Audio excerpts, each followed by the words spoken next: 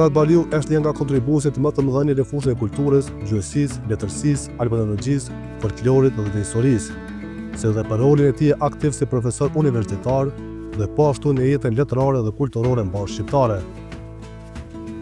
Në këtë intervistë ekskluzive për mediumin Storm, Begzat Baliu flet zërsisht për fushën onomastikës, leksikun dhe albanologjinë, duke ndarë pikpamje profesionale dhe studimore mbi zhvillimin e këtyre disiplinave, rëndësinë e tyre në rrugën e identitetit gjuhësor dhe kulturor shqiptar, si dhe sfidat bashkëkohore me të cilat përballet studimi i gjuhës shqipe në kontekstin akademik dhe shoqëror. Fillimisht punonëm si dje si një profesor në Fakultetin e Edukimit tash e Sovjet, përveç punimeve shkencore që kam merrën, po kam qenë një lloj profili të punës çka e bëni aktualisht dhe jeni edhe anëtari i jashtëm Akademisë Shkencave në Shqipëri. E vërteta, unë kam dalë për Institutit Albanologjik pas 10 vjet përvojë pune dhe nuk e kam ndërprerë në kuptimin e përvojës shkencore. Kam kaluar në Fakultetin e Edukimit, tash gati 20 vjet. Mendoj që kjo përvojë më hershme, fillestare, se punën e parë kam bërë në tjetësinë kam bërë në institut, më ka shërbyer shumë që të vazhdoj punën shkencore, edhe në kuptimin që atje kam ligjeruar përveç lëndës së gjuhës, të albanologjisë edhe ulëmtimin shkencor me studentët. Së fundi, unë jam zgjedhur jo vetëm anëtar i Akademisë Shqiptare të Shkencave në Tiranë, po edhe i Institutit Albanologjik në Graz, që është një qendër, besoj, me pretendime të mëdha shkencore, me një perspektivë të madhe shkencore, me synim që albanologjinë ta bëjmë jo vetëm për lezuesin shqiptar, po edhe për lezues të huaj, sepse botimet shkencore atje pretendojmë të botojmë në disa gjuhë, spaku 70 gjuhë të botës. Nga gjuha austri, gjuha gjermane, angleze deri te gjuha kineze. Orientimet shkencore të profesor Begzat Baliut përqendrohen kryesisht në onomastik. Deri me tani, ai ka projektuar një vepër studimore prej 15 vjellimesh me rreth 16 vjetëfaqe, e cila pritet të përmbyllet brenda 10 vjeçarit të ardhshëm, duke përfaqësuar një kontribut të rëndësishëm në studimet albanologjike. Unë, duke qenë profesor, punët e mia me studentët janë të ndara. Vetë jam specializuar, domethënë jam diplomuar, jam magjistruar, jam doktoruar në fushën e onomastikës. Dhe në këtë aspekt, domethënë, që në vitin e parë fakultet kur erdha, domethënë, unë kisha një seminar dhe në mbledhjen e folklor, fushën e folklorit, dhe i pëlqeu kjo një miku tim më vonë, studiuesi të Recep Doçi në institut, dhe ai më dha pyetësorin që me që po mbledh një këngë, tregime, pralla etj. Atëherë të mbledhni edhe toponimin. Dhe unë pastaj lash të gjithë ato dhe unë vendosa të merrem me toponimin. Tu ka filluar pastaj diplom, magjistraturë dhe doktorata. Dhe pastaj kam punuar në të rrafsh, kam punuar në disa drejtime. Para, mbledhjen në terren. Kjo më ka ndihmuar shumë në punën time edhe në institut, po edhe në punën me fakultet, sepse kam pasur një rreth të madh studentëve në gjithë Kosovën, me të cilët kam pasur mundësi të udhtoj. E dyti ka qenë mbledhja e dokumenteve të hershme, spaku të shekullit 20, po dhe regjistrimi një kulturë pune të cilën ma ka mësuar studiuesi i pasionuar i onomastikës Skënder Gashi. Ishte në Austri atëherë, po erdhi në një takim dhe më tregoi pastaj për punën e hartave për deti 2 javë në Kosovë. Kjo ishte në vitet 90, 95 më duket. E treta është literatura, në të cilin unë kam pasur fat ta marr të plot, pasur nga studiuesit sidomos nga profesor Shefqi Seliu, i cili njëkohësisht më ka dhënë edhe shkollën e ulëmtimit që ishte shkolla e Zagrebit. Duke punuar në shkollën e Zagrebit të profesor Shefqi Seliu, dhe deri diku profesor Zhdiu Shalku, unë kam mësuar që mos të studioj onomastikën mbi bazën e teorive pedagogike, e çfarë bëhen ashtu me këto, por e kam studiuar mbi bazën e metoda më të reja bashkëkohore shkencore. Kjo natyrisht më ka dhënë që hapësirë që të hulumtoj terrenin, parasysh që thash, dhe përveç veprave të ndara, veprave shkencore nga fusha onomastikës që kishin të bëjnë me një periudhë gjithashtu që të punës në Komisionin për Standardizimin, kam punuar 8 vjet në Komisionin për Standardizimin e toponimisë së Kosovës, emrave të vendeve, qyteteve, fshatrave, dhe kjo më ka dhënë mundësi që të udhtoj shumë në gjithë Kosovën, që të takoj shumë njerëz, që të marr shumë literaturë atje, që të marr shumë të dhëna të reja për vendbanimet. Deri tani unë kam projektuar një projekt të onomastikës prej 15 vëllime rreth 16.000 faqesh. Për herë të parë kam regjistruar. Ka pas edhe përpara regjistra të toponimisë Kosovës, të disa vendbanimeve, po jo pak. Mund të kenë qenë, domethënë, si themi rreth 5-6.000 deri 10.000 skeda. Por unë për herë të parë e kam regjistruar mikrotoponimin e Kosovës në mënyrë të detajuar dhe pa përjashtim. Ka qenë një filozofi që është zhvilluar në vitet 60-70, ku në një fshat studiusi ka mbledhur 20-30 mikrotoponime që ju nduk më karakteristike. Për shembull, nëse ka qenë Ara Mehmetit, nuk e ka regjistruar sepse ka thënë po kjo është Ara Mehmetit. S'ke që ja regjistron. Unë kam një tjetër koncept për këtë. Unë mendoj që nëse ne regjistrojmë Arën e Mehmetit dhe themi që është pronë e Mehmet Azirit, e fshatit Kizhareka, ku diun i fshatit Zopije, kjo komunës të, mbas 500 vjetësh, kjo njësi do merr karakterin e jo vetëm njësisë gjuhësore, po edhe njësisë kulturore, sepse Mehmeti bëhet vetëm gjuhë shqipe, jo bëhet gjuhë të tjera. Dhe kjo tregon pasurinë e saj. Sipas studiuesit Begzat Baliu, vështirësitë e punës në terren kanë qenë të mëdha, para se gjithash për shkak të mungesës së kushteve të përshtatshme për realizimin e lundimeve të rregullta dhe sistematike. Për mua ka qenë e vështirë sa kam qenë institut, sepse instituti nuk ishte kushte për bërë hulumtimet. Vetëm hulumtim që kemi bërë në institut në vitet 90-ta një herë ishte rrezik. Një skedë, njësi toponimike, një skedë e tillë, para policisë dhe ushtrisë serbe do të ishte pushkatim, sepse hartat e toponimisë, mikrotoponimisë i bëjnë vetëm ushtria, nuk i bëjnë të tjerat. Të tjerët i bëjnë, po i bëjnë vetëm për çështje kulturore, lingvistike, etj., historike, etj. Ndërsa hartë të plot, regjistrim të plot të mikrotoponimisë së një fshati, atë një rajoni, bën vetëm ushtria. Prandaj, serbët, për shembull, për pjesën e Kosovës, kanë 4 regjistra. Një e kanë të ushtrisë të viteve 20. Madje një e kanë, që e kam pasur rastin ta kem në dorë, e kanë para vitit 1908. Ai është i shkruar me dorë dhe i fotokopjuar. Nuk ka shumë, janë 160 faqe. Po të numërosh, domethënë, i kanë vendosur pikat kryesore, për shembull burimet e ujit, lumen kryesor, urat, fshatrat kryesore, pikat më të larta që i përdor ushtria, luginat ku mund të vendos, mund të kalohet. Domethënë këto njësish kanë. Pastaj në vitet 20 ka filluar ai projekti i Atanasi Uroshevicit, që ishte vazhdimsi e projektit të Jovan Cvijićit, atij kartografit njohur nga Parisi, një serb themeluesi i kësaj fushe. Këtu kanë ecur në 2 drejtime, shkenca dhe Instituti i Kartografisë së ushtrisë.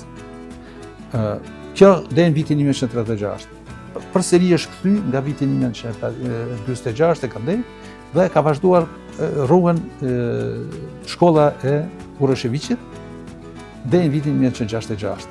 Ku në vitin 66, 68, 70 filluan shqiptarët, se ishte domethënë kryesisht po i mbledhnin dhënat.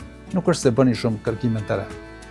Kur shqiptarët, studiuesit shqiptar, profesorit në drejtimin e profesorit Drizajetit, filluan me hulumtimin të rend dhe studimin, si tema diplome, si tema magistrature, si tema doktoraturës, në institut dhe në fakultet, të mikrotoponimisë Kosovës dhe e arritën suksesin me atë konferencën e madhe onomastika e Kosovës, vitin 77, që u botuan vitin 79, Serbët e rifilluan hulumtimin. Tani, ushtria e kishte kartografin, po e rifilluan edhe njerë dhe filluan me projektin onomatollos Shqipërilozi, që ishte përsëritje punëve që ishin bërë, tash në një shkallë jashtëzakonisht të thelluar. S'mund ta merrni me mend që ata ta zënë për një punë që ne mund të kishim 50 skeda në Institut Albranxhik, ata mund të kishin 50.000 skeda në Institut në onomatollo Shqipërilozi, me shpjegime të hollësishme dhe me nxitjen madje edhe të studiusve shqiptar, po kryesisht bosnjak dhe të tjerë. Ata e kanë bërë hulumtimin e zonës së Sharrit, ta zëm, Opojës, pjesës së Rrugovës, zonave në cilin edhe ne ende s'kemi mbrit. Ne ende s'kemi mbrit të realizojmë. Unë deri diku, por nuk kam pasur të dhëna për këtë pjesë. Onomastika përfshin edhe studimin e leksikut, i cili luan një rol të rëndësishëm në analizat e saj. Sipas profesor Baliut, leksiku onomastik, veçanërisht ai e prallave, ruan një fond të lashtë fjalesh dhe emërtimesh që përveç greqishtës nuk haste në gjuhët e tjera të rajonit, duke dëshmuar pasurinë dhe vazhdimsinë historike të gjuhës shqipe si gjuhë indo-evropiane. Leksiku ka dalë pothuajse krejt rastësisht, mund të them.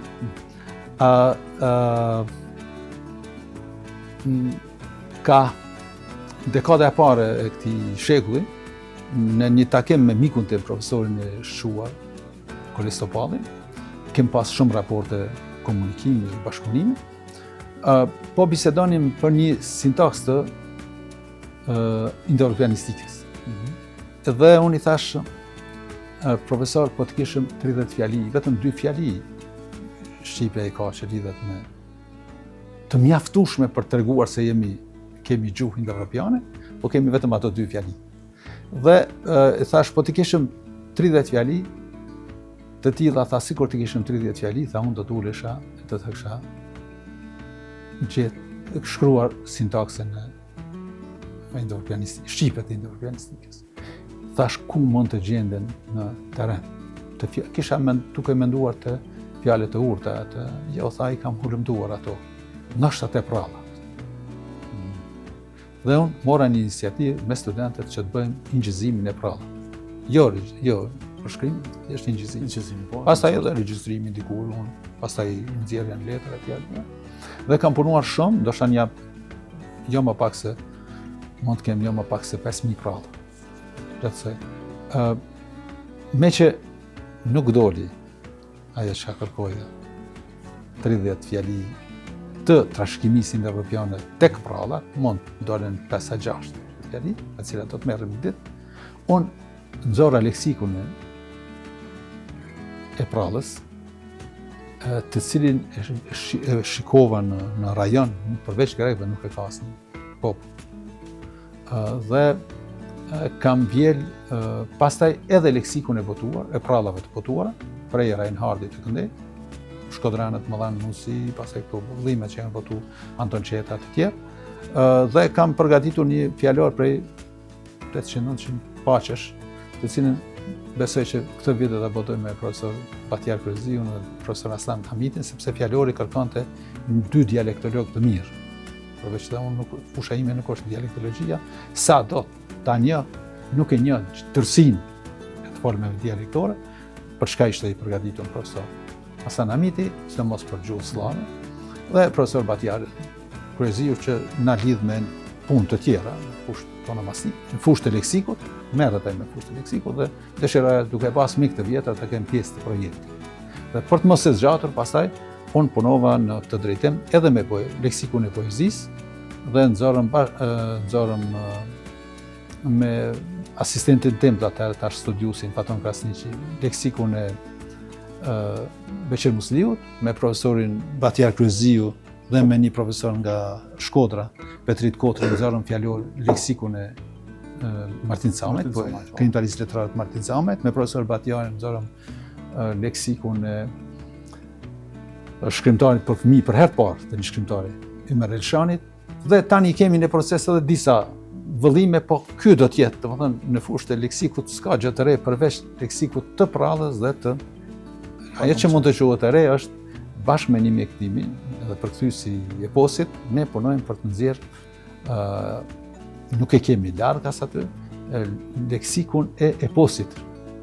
Sa më herë. Po, kemi vjell 540 njësi të eposit, duke marrë parasysh edhe përsëritjet në gjithë hapësirën shqiptare, prej Gustav Majerit të Këndej, dhe mendoj që po del një fjalor, një botim shumë i mirë, i pasur, me të cilin do të ndihmoj edhe fjalori i madh i gjuhës shqipe, në cilin gjithashtu si themi, kryevepra e punës ime është kjo që bëj në fjalorin e madh të gjuhës shqipe, me kolegë të Institutit Albangjik, të Institutit të Gjustësisë në Tiranë dhe të tjerë.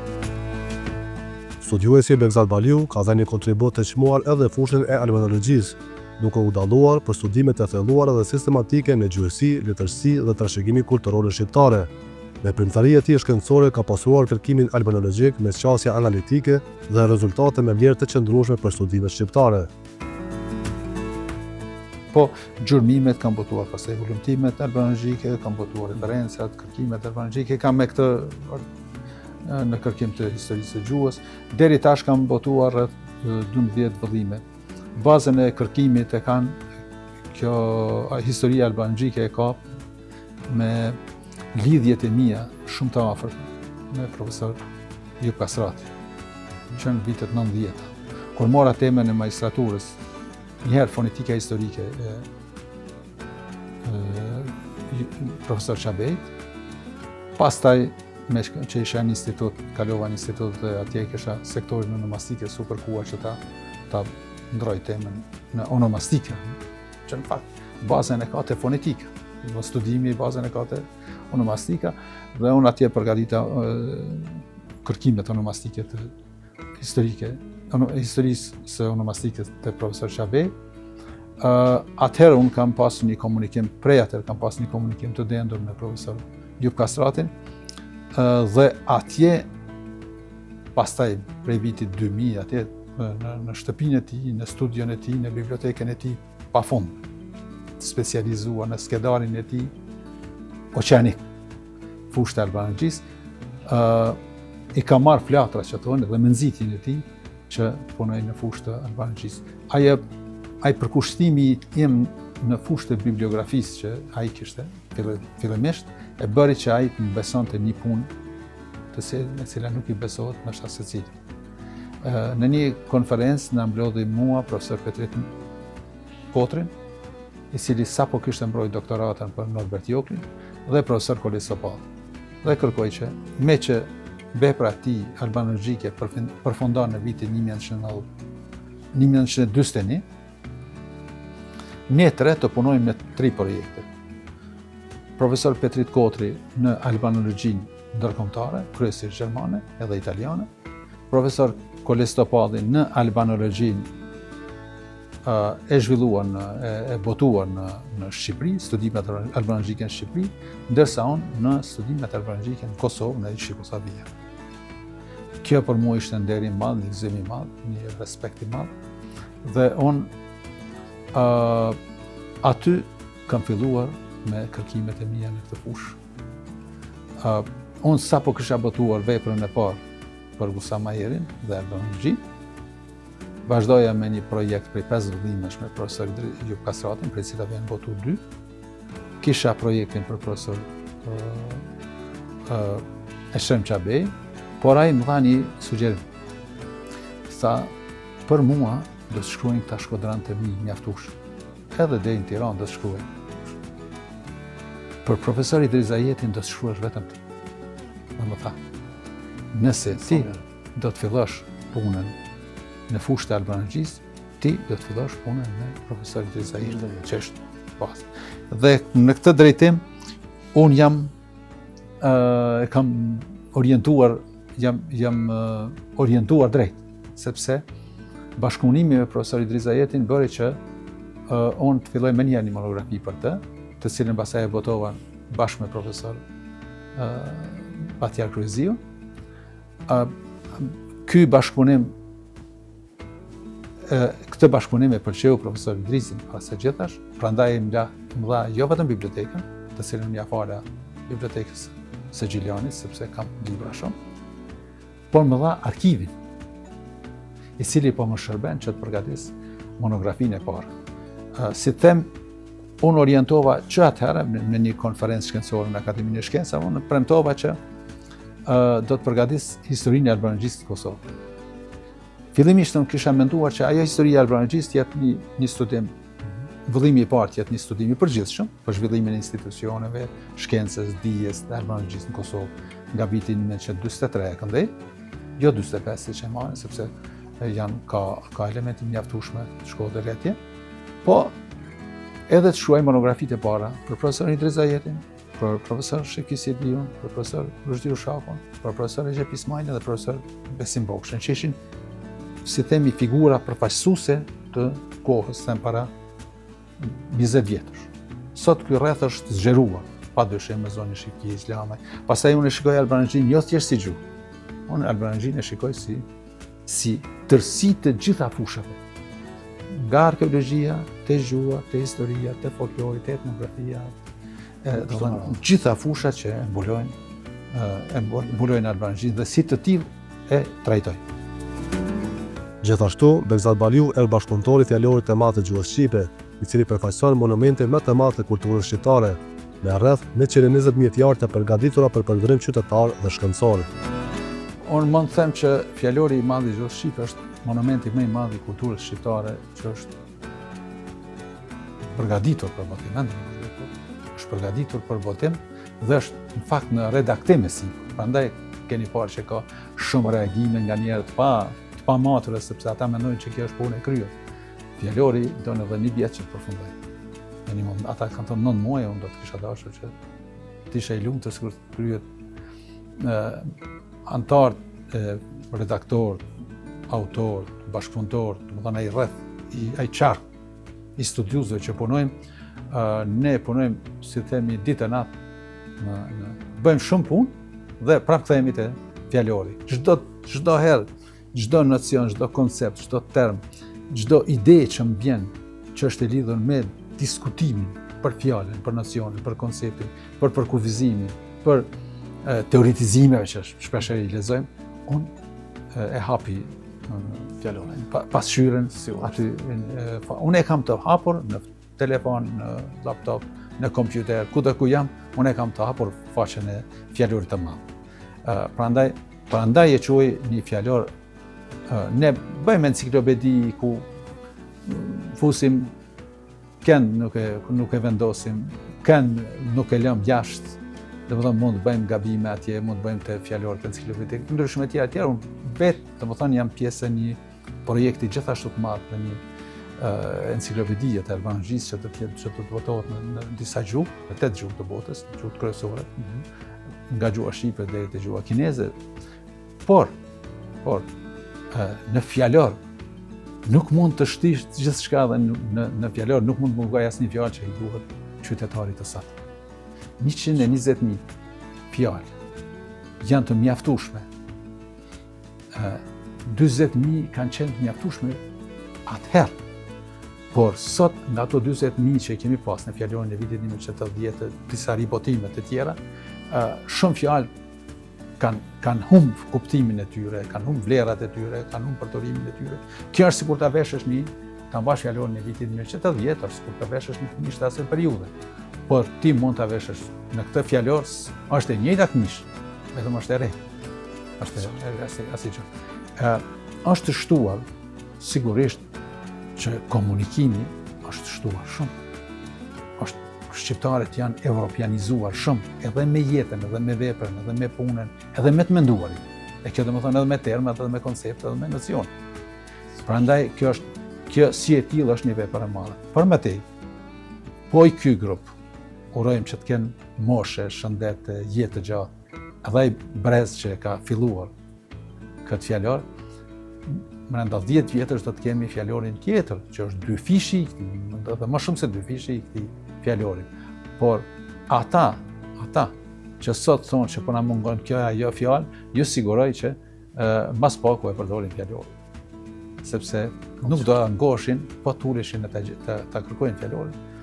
Është një numër i vogël i fushave të specializuara, termat për cilat kërkojmë në fjalor na mungojnë. Unë shikova, po e them, para një viti unë kam botuar monografin Fjalë shpejta. Kjo është libri i pari për një nocion, për një koncept, për një shprehje, për një trashëgimi, se është edhe fjalë shpejtat janë edhe trashëgimi. Unë kam botuar një vepër për 150 faqesh, kam angazhuar mbi 50 vetë që të mbledhin fjalë, sidomos nga terreni, sidomos nga pjesa ku janë ende gjallë, pjesa e shqiptarëve të Malizi. Dhe aty ka dy rreshta. Unë vetë kur e lexova fjalë shpejtat, i thash, po ky për kufizimi i vitit 1970 qenë ka kaq e shkruar, kaq e thjeshtë. Pastaj u mundova që ta zgjeroj. Dhe kur e zgjerova shpjegimin për të, më doli jo fjalë, jo z fjalori, po më doli në kuptimin e studimit. Po i thash vetes, po kjo nuk është studim. Prandaj prapë lash duke shtuar edhe një prej shembull. Nuk ka shumë nevojë që ato të shpjegohen. Të theksohet vetëm elementi kryesor.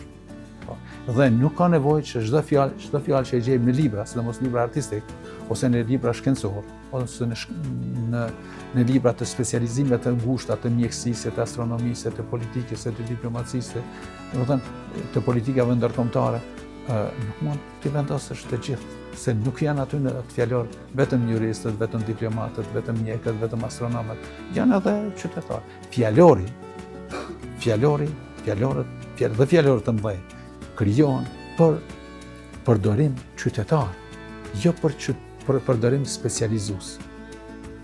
Prandaj ne kemi fjalorin e madh të gjuhës shqipe, po e kemi edhe fjalorin e astronomisë, edhe fjalorin e diplomacisë, edhe fjalorin e mjekësisë, fushave të ndryshme. Profesor, që afrohemi këtë fundit bisedës, me duke kështu si një pyetje pak se e pashmangshme, çfarë jeni duke punuar aktualisht, çka mund të presim tash së shpejti nga ju? Unë ju thash se gjithnjë punoj tek historia e albanologjisë, 3 monografi para që do t'i botoj, besoj këtë mas shumë të vitin tjetër, janë monografit për profesor Idris Ajetin, Shefkisi Edion dhe Rushdi Ushat. Më shpejt do të dalin ato që i kam përgatit vitin e kaluar, po si janë botuar. Për shembull, unë, siç ju thash, përveç punës në terren në literaturë, unë hulumtoj mjaft arkivat personale, jo vetëm arkivin e shtetit. E kam hulumtuar arkivin e shtetit, edhe në Shqipëri deri në po sidomos në Kosovë, me muaj tetor, dhe shtypin të plot. Ndoshta librat e parë mund të jenë këto letërkëmbimi i profesor Çabejt me studius nga Kosova, 2 vëllime, që janë përgatit vitin e kaluar. Siç ju thash, është përgatit vitin e kaluar, po do dalë si vjet fjalori i prallës.